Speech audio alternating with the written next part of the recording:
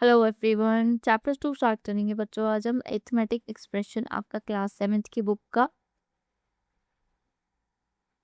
Arithmetic expression है हमारा chapter का नाम। सबसे पहले समझते हैं कि ये एक्सप्रेशंस होते क्या है हमारे मैथ्स में।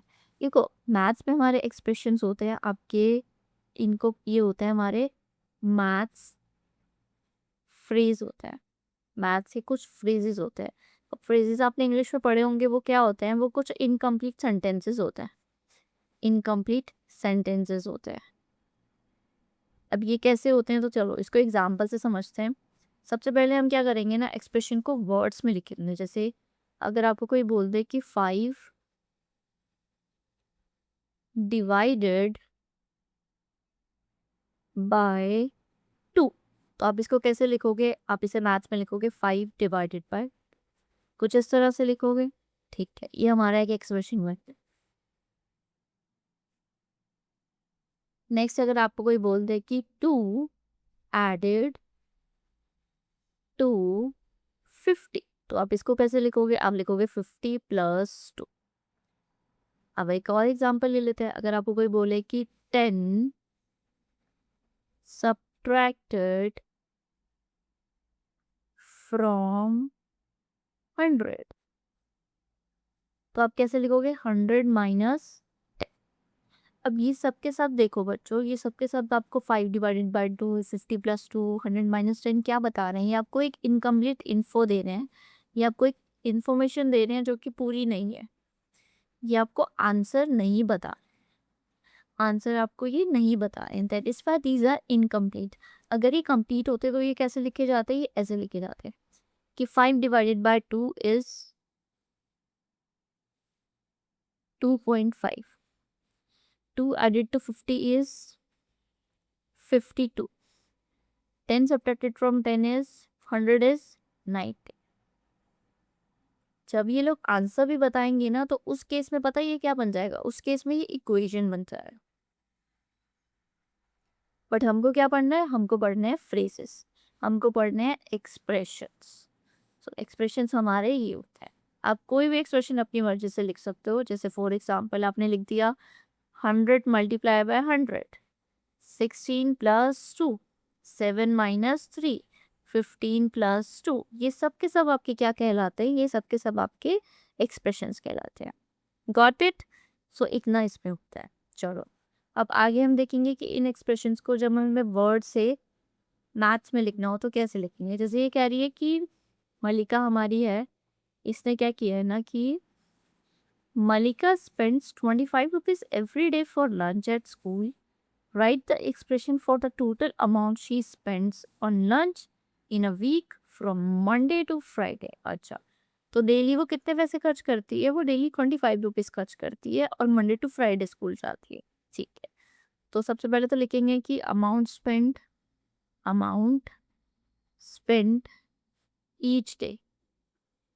ईच डे वो कितना अमाउंट स्पेंड कर रही है? 25 rupees. Okay, got it. Next, number of days कितने हैं बच्चों बताओ? मंडे से लेकर के फ्राइडे तक कितने डेज हो गए हमारे पास? 5 डेज हो गए। ठीक है, सो एक्सप्रेशन क्या होगा इसका टोटल अमाउंट निकालने के लिए? हमारे पास एक्सप्रेशन हमारे पास होगा ये 25 मल्टीप्लाई बाय 5। ये हमारे पास क्या आ गया? इसका एक्सप्रेशन आ गया। हमको आंसर नहीं देना था, हमको बस बताना था कि एक्सप्रेशन क्या होगा अगर मुझे इसका आंसर निकालना है। अगर ये आंसर पूछ लेगा तो क्या निकलेगा बच्चा, आपको पता ही है। अगर मैं इसका आंसर निकालूँ रफ में, तो 25 मल्टीप्लाई बाय 5 करना पड़ेगा, इक्वल्स टू 5 5 जो 25, 5 जो 10 और 2 डिवाइड, तो मतलब उसे 125 रुपीज़ पूरे वीक में खर्च किया। ठीक है ना? तो इस तरह से मैंने ये इसका एक्सप्रेशन निकाल दिया। चलो, अब नेक्स्ट को आता है। नेक्स्ट में मेरे पास ये नेक्स्ट पेज पे हमारे पास फिगर इट आउट है आपका पेज नंबर 25 का। ठीक है, पहला क्वेश्चन है मेरे पास ये, इसमें मुझे फिलअप करना है इन सब चीज़ों में। Let's do it. कह रहा fill in the blanks to make the expression equal on both sides of the sign, equals to sign. मतलब ये होती है, देखो किसी भी एक्सप्रेशन में ना, अब ये देखो ऐसे काम करके जब आपको लिख के देते हैं ना बीच में इक्वल्स टू डाल के, आप इसको ऐसे समझा करो कि ये आपकी होती है लेफ्ट हैंड साइड, ये आपकी होती है राइट हैंड साइड। तो हमें क्या करना होता है, लेफ्ट हैंड साइड को राइट हैंड साइड के इक्वल बनाना होता है। 13 प्लस 4 कितना होता है बच्चों, 17 होता है। ठीक है, तो मतलब मुझे यहाँ पे राइट हैंड साइड पे भी 17 बनाना है। अब यहाँ पे 6 तो ऑलरेडी प्रेजेंट है, तो 17 में से 6 का 11, तो अगर मैं यहाँ पे 11 लिख दूँ तो 11 प्लस 6 क्या बन जाएगा, 17 बन जाएगा। और जो मेरा इक्वल्स टू का साइन है, इक्वल्स का मतलब क्या होता है कि दोनों साइड बराबर, दोनों साइड बराबर मतलब जो वैल्यू आपका आंसर यहाँ पे आएगा वही आंसर आपका यहाँ पे आना चाहिए। ठीक है ना, इस तरह से हम इसको करते हैं।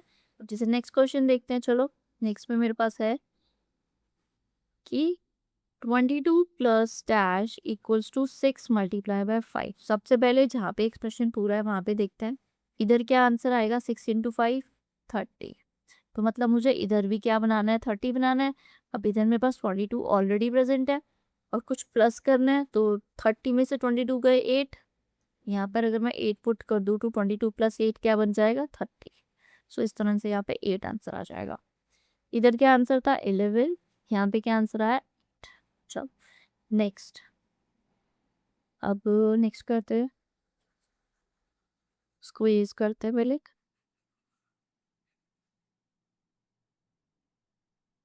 सी पार्ट में मेरे पास है 8 multiply by dash will give you 64 divided by. So 64 को 2 से डिवाइड करके क्या मिलेगा बच्चों बताओ, 64 को अगर 2 से डिवाइड करूंगी तो 2 3 6, ऊपर से 4 आएगा, 2 2 4, 32 मिलेगा यार। तो मतलब इधर भी 32 चाहिए, तो 8 को किससे मल्टीप्लाई करूंगी 32 मिले, 8 4 30। ठीक, अब नेक्स्ट है को डी पार्ट। डी पार्ट तो देखो यहीं पे हो जाएगा, यहाँ पे इन्होंने सीधा मुझे राइट हैंड साइड पे 25 वैल्यू दी है, तो मुझे यहाँ पे भी 25 चाहिए।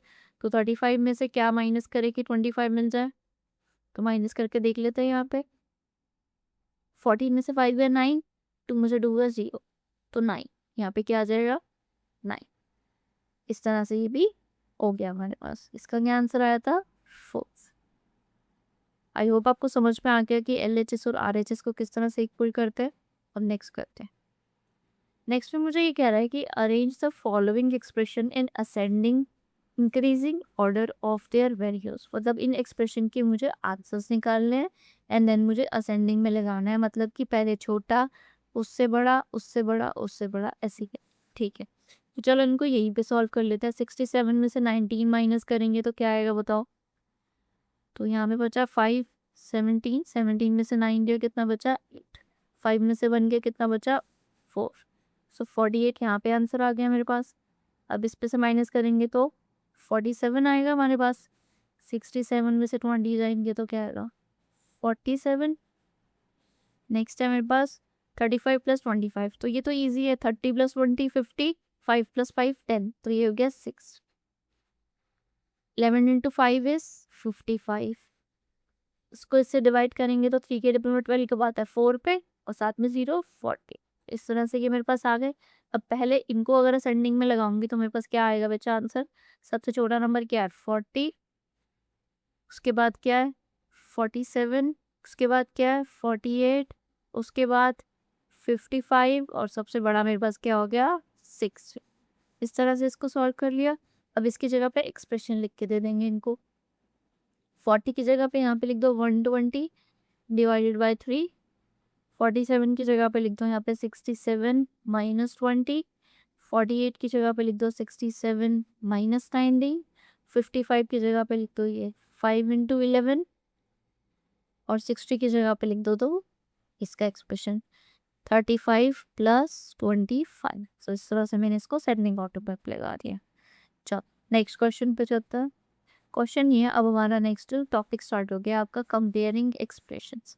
कंपेयरिंग एक्सप्रेशंस भी आपका सेम ही है, कंपेयर करना एक्सप्रेशंस को, कि जैसे आपको कोई भी दो एक्सप्रेशन दे देंगे, जैसे मान लो कि ये एक्सप्रेशन देते हैं 3 प्लस 5 कंपेयर करो 25 माइनस 20।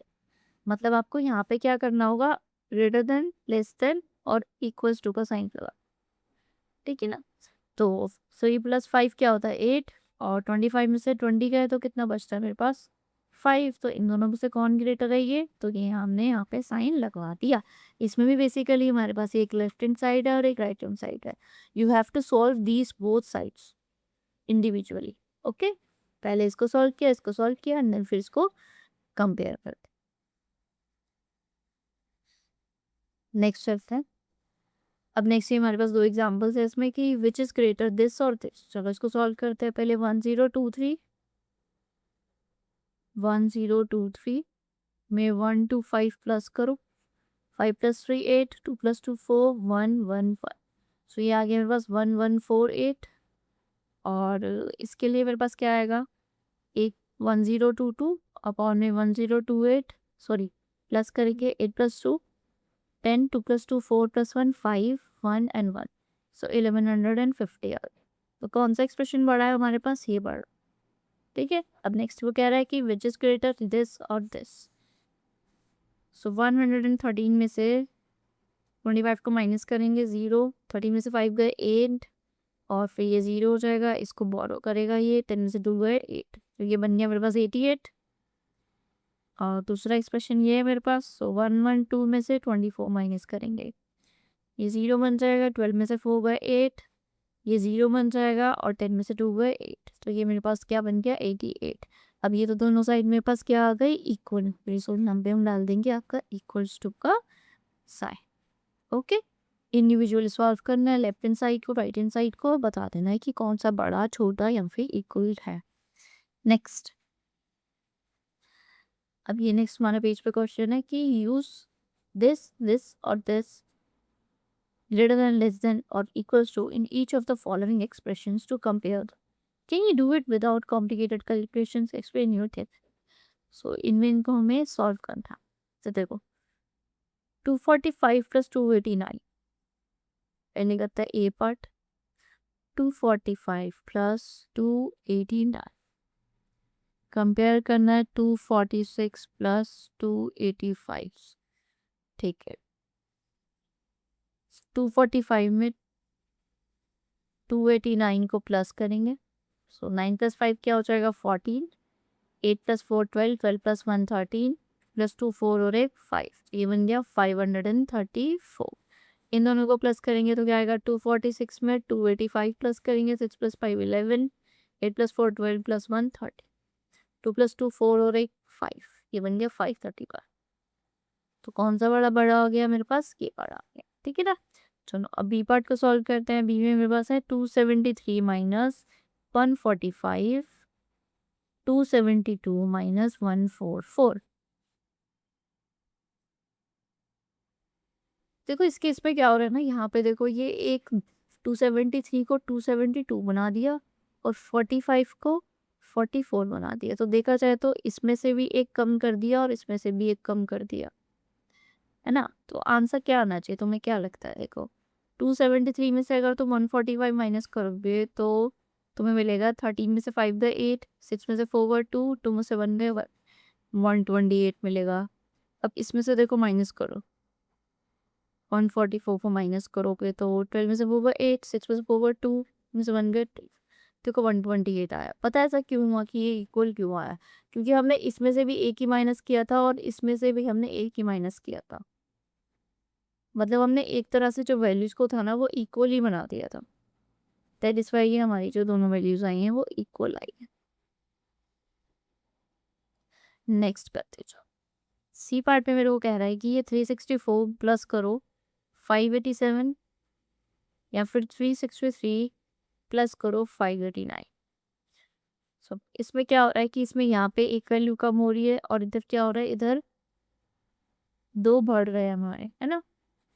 तो चलो सॉल्व करके देखते हैं। 364 में 587 को प्लस करते हैं। 7 + 4 11, 8 में 6 गया 14, 14 + 1 15, 5 + 3 8, 8 और 1 9, 951। इधर इसको सॉल्व करते हैं। 589, 363 प्लस करेंगे तो 9 + 3 12, 8 + 1 9, 9 + 6 15 और ये बन गया 9। तो ये हो गया मेरे पास 952। तो हमारे पास ये वाली वैल्यू जो होगी हमारी ग्रेटर होगी।